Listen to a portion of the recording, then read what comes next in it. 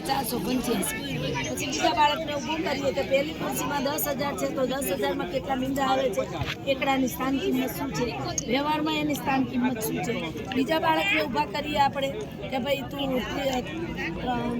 16 કાનામાં તગડો છે, તો તગડાની શું કિંમત થઈ અને કેટલા મીંડા આવે, 300 રૂપિયાનું શું આવે, શું તમે ખરીદી કરી શકો છો, તો એના વિશે એને ખબર પડે। અને બાળકોને પછી લેસન આપીએ કે ભાઈ 20 સંખ્યાઓ તમે લખી આવજો, તો એ બાળકો પણ લખતા શીખે છે, સ્થાન કિંમત પણ શીખે છે, શબ્દોમાં પણ લખતા શીખે છે, વ્યવહારમાં ઉપયોગ કરતા પણ શીખે છે। અમારી 40% સિદ્ધિ થઈ છે, 60% બાકી છે।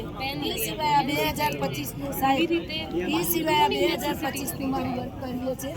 અને બીજું જોવું હોય તો અઠવાડિયું લેવું પડે, આખી સ્કૂલ ભરેલી છે અને આ બધું બાળકોનું કામ કરેલું છે, બાળકો બધું જ કરે છે। જો આપણે કરાવીએ તો હું કશું જ કરતી નથી, હું ખાલી ઓર્ડર ફાડું છું, સામે બાળકો કામ કરે છે, બધું બાળકોનું કરેલું છે। પછી આપણે વાંચન ગણન લેખનનું એક ક્રિયા આપણે ચાલે છે, તો દરરોજ 10 મિનિટનું વાંચન ગણન લેખન ફરજિયાત લેવાનું, એટલે લેવાનું જ। તો જે બાળકોને મનગમતું આપો તોય ભલે, અને હું યુટ્યુબમાં પણ છું, મને ફોલો કરજો બેન, મીનાબેન પરમાર।